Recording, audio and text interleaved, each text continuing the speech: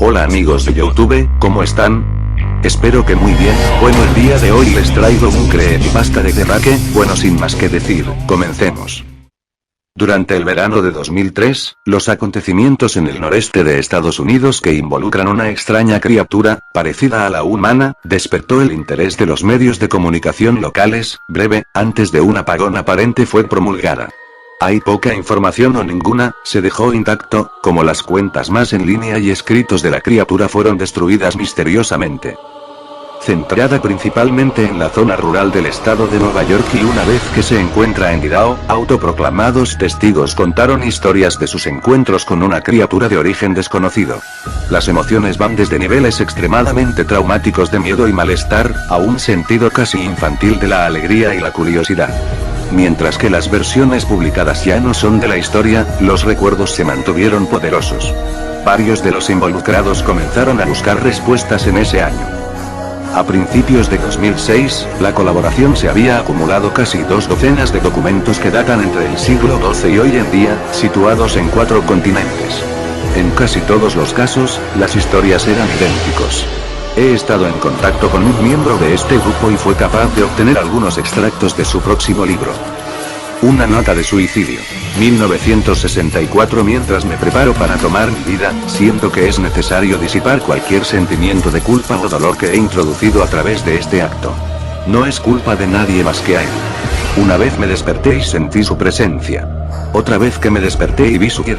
Otra vez me desperté y escuché su voz, y vi sus ojos. No puedo dormir sin que me aterre lo que podría pasar la próxima vez al despertar. No puedo despertar nunca más. Adiós. Encontrada en la misma caja de madera donde había 2 sobres vacíos dirigidos a William y Rose, y una carta suelta personal sin sobre. Querida Linie, he rezado por ti. Él te ha dicho tu nombre. Una entrada de diario, traducida del español.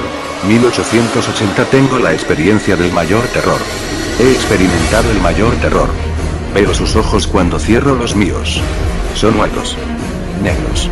Me miraron y me atravesaron. Sus manos mojadas. No puedo dormir.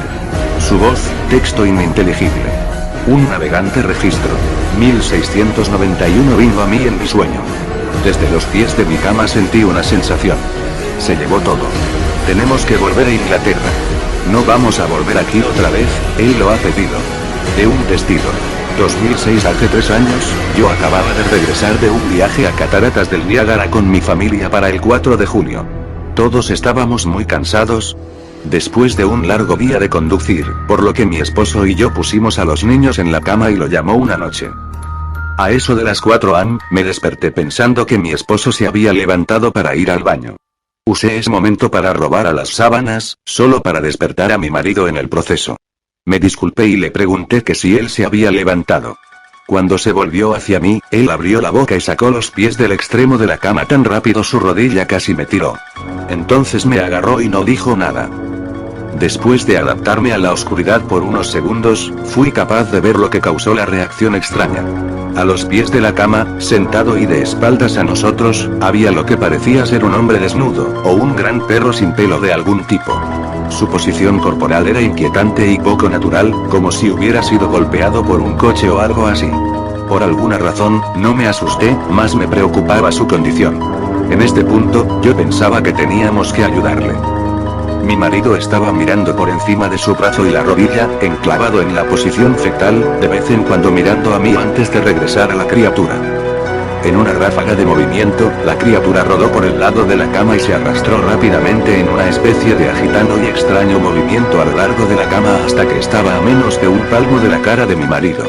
La criatura estuvo completamente en silencio durante unos 30 segundos, o probablemente más cercano a 5, parecía mucho más, solo mirando a mi marido.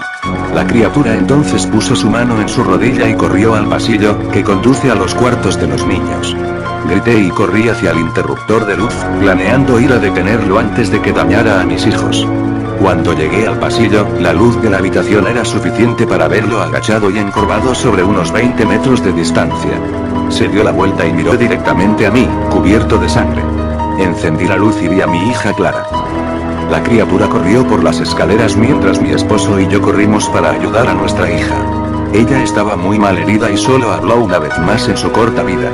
Ella dijo: Él es el rastrillo. Mi marido conducía su auto en un lago de la noche, mientras que apresurarse a nuestra hija al hospital. No sobrevivió. Al ser una ciudad pequeña, tiene alrededor noticia con bastante rapidez. La policía estaba atento al principio, y el diario local tomó mucho interés también. Sin embargo, la historia nunca fue publicada y las noticias de televisión local sin más trámite tampoco. Desde hace varios meses, mi hijo Justin y yo nos alojamos en un hotel cerca de la casa de mis padres. Después decidimos volver a casa, empecé a buscar respuestas a mí misma.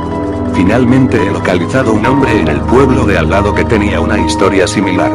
Nos pusimos en contacto y empezamos a hablar de nuestras experiencias. Sabía de otras 2 personas en Nueva York que habían visto a la criatura que ahora se conoce como el rastrillo. Nos tomó los 4 alrededor de 2 años completos de búsqueda en internet y la escritura para llegar a una pequeña colección de registros del rastrillo. Ninguno de ellos dio ningún detalle, la historia o el seguimiento. Una revista tenía una entrada que implica a la criatura en sus primeras 3 páginas, y nunca lo volvió a mencionar. Registro de un marinero no explicaba nada del encuentro, diciendo solo que se les dijo que se fuera por el rastrillo. Esa fue la última entrada en el registro. Hubo, sin embargo, muchos casos en que la visita de la criatura era una serie de visitas a la misma persona. Varias personas también mencionó que se habla, mi hija incluida. Esto nos llevó a preguntarnos si el rastrillo había visitado ninguno de nosotros antes de nuestro último encuentro. He creado un grabador digital cerca de mi cama y lo dejaron correr toda la noche, todas las noches, durante 2 semanas. Yo sería tediosamente escanear a través de los sonidos de mí dando vueltas en mi cama cada día cuando me desperté. Al final de la segunda semana, yo estaba acostumbrado al sonido ocasional de sueño mientras desdibujando a través de la grabación a 8 veces la velocidad normal. Esto todavía tardó casi 1 hora todos los días. En el primer día de la tercera semana, me pareció oír algo diferente. Lo que encontré fue una voz chillona. Era el rastrillo. No puedo escuchar el tiempo suficiente para empezar a transcribirlo. No he dejado que nadie la escuche todavía. Todo lo que sé es que he oído antes, y ahora creo que habló cuando estaba sentado frente a mi esposo. Yo no recuerdo haber escuchado nada en ese momento, pero por alguna razón, la voz en la grabadora inmediatamente me lleva de vuelta a ese momento. Los pensamientos que deben haber pasado por la cabeza de mi hija me pone muy molesta. No he visto el rastrillo desde que arruinó mi vida, pero sé que él ha estado en mi habitación mientras yo dormía. Me conoce y temo que una noche me despertaré para verlo mirándome. Bueno amigos de YouTube, eso fue todo, no olvides darle a like, comenta y suscríbete, se despide Creepypastas JC, hasta luego.